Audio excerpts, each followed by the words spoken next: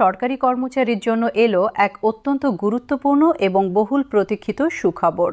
দীর্ঘ বছর ধরে যে দাবি নিয়ে পেনশনাররা সোচ্চার ছিলেন, বিভিন্ন সংগঠন যে দাবি নিয়ে বারবার সরকারের দৃষ্টি আকর্ষণ করে আসছিলেন, অবশেষে সেই দাবির বাস্তব প্রতিফলন ঘটল সরকারের একটি যুগান্তকারী সিদ্ধান্তে। সরকার পেনশন পুনঃসমর্পণ বা কমিউটেশনের সময়সীমা 15 বছর থেকে কমিয়ে 10 বছর নির্ধারণ করার সিদ্ধান্ত নিয়েছে।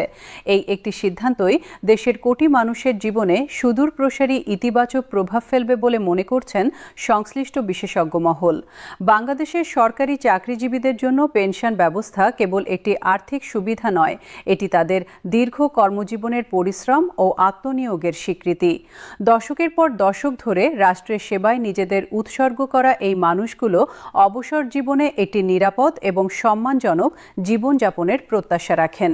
সেই প্রত্যাশার জায়গা থেকেই পেনশন ব্যবস্থার সংস্কারের দাবি বারবার উঠে এসেছে।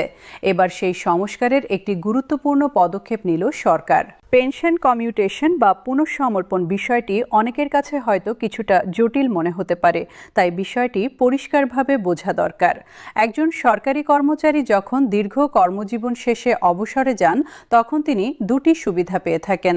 প্রথমত, তিনি প্রতি মাসে নিয়মিত পেনশন পান। দ্বিতীয়ত, তিনি চাইলে তার মাসিক পেনশনের একটি নির্দিষ্ট অংশ এককালীন বড় অঙ্কের অর্থ হিসেবে তুলে নিতে পারেন। এই এককালীন অর্থ তোলার প্রক্রিয়াটিকেই বলা হয় পেনশন কমিউটেশন বা পেনশন পুনঃসমর্পণ। এই সুবিধাটি পেনশনারদের কাছে অত্যন্ত জনপ্রিয়, কারণ অবসর গ্রহণের সময় অনেকেরই হাতে বড় অঙ্কের অর্থের প্রয়োজন হয়। সন্তানের বিয়ে, বাড়িঘর নির্মাণ বা সংস্কার, ঋণ পরিশোধ, ব্যবসায় বিনিয়োগ কিংবা চিকিৎসার জন্য এই এককালীন অর্থ অনেক কাজে আসে। তবে এই সুবিধা নিলে একটি শর্ত থাকে, যতটুকু পেনশন কমিউটেশন হিসেবে নেওয়া হয় সেই পরিমাণ পেনশন নির্দিষ্ট সময়ের জন্য মাসিক পেনশন থেকে কাটা যায়। নির্দিষ্ট সময় পরময় পার হলে পুনরায় পূর্ণ মাসিক পেনশন চালু হয়। আগের নিয়মে এই নির্দিষ্ট সময়সীমা ছিল 15 বছর, অর্থাৎ কোনো পেনশনার যদি অবসর নেওয়ার সময় কমিউটেশন সুবিধা নিতেন, তাহলে তাকে 15 বছর পর্যন্ত কম পেনশনে জীবন চালাতে হতো। এরপরই কেবল তিনি পূর্ণ পেনশন ফিরে পেতেন। বাস্তবতার নিরিখে এই 15 বছরের সময়সীমাটি ছিল অত্যন্ত দীর্ঘ এবং অনেক ক্ষেত্রেই অমানবিক, কারণ বাংলাদেশের প্রেক্ষাপটে একজন মানুষ সাধারণত 57 থেকে 59 বছর বয়সে সরকারি চাকরি থেকে অবসর নেন। সেই বয়সে যদি কেউ কমিউটেশন নেন, তাহলে পূর্ণ পেনশন ফিরে পেতে তার বয়স হয়ে যায় 72 থেকে 74 বছর। এই বয়সে এসে পূর্ণ পেনশন পাওয়া অনেকের জন্যই অনিশ্চিত হয়ে পড়ে, কারণ ততদিনে স্বাস্থ্য এবং আয়ুষ্কালের প্রশ্ন সামনে চলে আসে। পরিসংখ্যান বলছে, বাংলাদেশের সরকারি চাকরি থেকে অবসর নেওয়া কর্মচারীদের একটি বড় অংশ কমিউটেশন সুবিধা গ্রহণ করেন। স্বাভাবিক কারণেই তারা চান যে এককালীন অর্থ নেওয়ার পর যত দ্রুত সম্ভব তারা পূর্ণ পেনশনে ফিরে আসুন। কিন্তু 15 বছরের দীর্ঘ সময়সীমার কারণে এই প্রত্যাশা পূরণ হচ্ছিল না। অনেক পেনশনার এই দীর্ঘ সময় অপেক্ষা করতে করতেই জীবনের শেষ পর্যায়ে পৌঁছে যেতেন।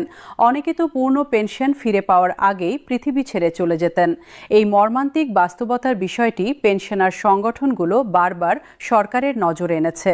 তারা যুক্তি দিয়েছেন যে যেসব দেশে পেনশন ব্যবস্থা উন্নত, সেসব দেশে কমিউটেশন পুনরুদ্ধারের সময়সীমা বাংলাদেশের তুলনায় অনেক কম। ভারতে এই সময়সীমা 12 বছর, অন্য অনেক দেশে আরও কম। সেই তুলনায় বাংলাদেশে 15 বছরের সময়সীমা ছিল অযৌক্তিক এবং পেনশনারদের জন্য অন্যায়মূলক। দীর্ঘ আন্দোলন, দাবি এবং আলোচনার পর অবশেষে সরকার এই বিষয়ে ইতিবাচক সিদ্ধান্ত নিয়েছে। অর্থ মন্ত্রণালয়ের সংশ্লিষ্ট সূত্র নিশ্চিত করেছে যে পেনশন কমিউটেশনের সময়সীমা 15 বছর থেকে কমিয়ে 10 বছর করা হচ্ছে। এই সিদ্ধান্ত কার্যকর হলে একজন পেনশনার কমিউটেশন নেওয়ার 10 বছর পরেই পূর্ণ পেনশন ফিরে পাবেন। আগের তুলনায় 5 বছর আগে পূর্ণ পেনশন ফিরে পাওয়া নিঃসন্দেহে পেনশনারদের জন্য একটি বড় স্বস্তির বিষয়। এই সিদ্ধান্তের তাৎপর্য কতটা গভীর তা বোঝার জন্য একটু হিসাব করা যাক। ধরুন, কোনো পেনশন পেনশনার 58 বছর বয়সে অবসর নিয়ে কমিউটেশন সুবিধা গ্রহণ করলেন। আগের নিয়মে তাকে 73 বছর বয়স পর্যন্ত অপেক্ষা করতে হতো পূর্ণ পেনশনের জন্য। নতুন নিয়মে তিনি মাত্র 68 বছর বয়সেই পূর্ণ পেনশন ফিরে পাবেন। এই 5 বছরের পার্থক্যটি অনেক বড়। এই 5 বছরে একজন মানুষ যে বাড়তি পেনশন পাবেন তা তার জীবনে আর্থিক স্বস্তি আনবে, চিকিৎসার ব্যয় মেটাতে সহায়তা করবে এবং পরিবারের উপর নির্ভরতা কমাবে। বাংলাদেশের প্রেক্ষাপটে অবসরপ্রাপ্ত সরকারি কর্মচারীদের জীবনযাত্রার একটি সামগ্রিক চিত্র তুলে ধরলে বিষয়টি আরও স্পষ্ট হয়। দেশে বর্তমানে সরকারি পেনশনভোগীর সংখ্যা কয়েক লক্ষ। প্রতি বছর আরও হাজার হাজার কর্মচারী অবসর নিচ্ছেন। এই বিশাল জনগোষ্ঠীর একটি বড় অংশই কমিউটেশন সুবিধা গ্রহণ করেন। তাদের মাসিক পেনশনই হলো তাদের প্রধান আয়ের উৎস। পরিবারের সদস্যরা অনেক সময় নিজেদের কর্মজীবন নিয়ে ব্যস্ত থাকেন, ফলে বৃদ্ধ পেনশনার নিজেদের পেনশনের উপর নির্ভর করেই চলতে হয়। এই বাস্তবতায় যখন কমিউটেশন নেওয়ার কারণে মাসিক পেনশন কমে যায়, তখন অনেক পেনশনারের জন্যই আর্থিক সংকট তৈরি হয়। ওষুধ কেনার টাকা থাকে না, চিকিৎসা করানো কঠিন হয়ে পড়ে, সংসারের নিত্য প্রয়োজনীয় খরচ মেটানো দুষ্কর হয়ে যায়। এই পরিস্থিতিতে পূর্ণ পেনশন দ্রুত ফিরে পাওয়া তাদের জন্য শুধু আর্থিক সুবিধা নয়, এটি তাদের মানবিক মর্যাদার সাথেও সম্পর্কিত। পেনশনার কল্যাণ সংগঠনগুলোর নেতারা এই সিদ্ধান্তকে সাদরে গ্রহণ করেছেন। তারা বলছেন এটি দীর্ঘদিনের ন্যায্য দাবির স্বীকৃতি। তবে তারা আরও বলছেন যে এই সংস্কারই শেষ নয়। পেনশন ব্যবস্থার আরও অনেক ক্ষেত্রে সংস্কারের প্রয়োজন রয়েছে।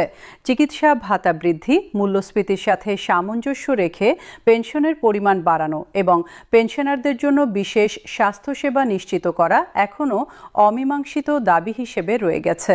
বিশেষজ্ঞরা বলছেন এই সিদ্ধান্ত বাস্তবায়নের মাধ্যমে সরকার একটি গুরুত্বপূর্ণ সামাজিক বার্তা দিচ্ছে। সেই বার্তাটি হলো যে রাষ্ট্র তার অবসরপ্রাপ্ত কর্মীদের প্রতি দায়িত্বশীল এবং তাদের কল্যাণে সক্রিয়ভাবে কাজ করতে প্রতিশ্রুতিবদ্ধ। এটি কেবল একটি নীতিগত পরিবর্তন নয়, এটি রাষ্ট্র ও নাগরিকের মধ্যে বিশ্বাস এবং দায়বদ্ধতার সম্পর্ককেও শক্তিশালী করে। অর্থনীতিবিদরা এই সিদ্ধান্তকে আরও বৃহত্তর প্রেক্ষাপটে বিশ্লেষণ করছেন। তারা বলছেন একটি দেশের সামাজিক নিরাপত্তা ব্যবস্থার মান নির্ধারিত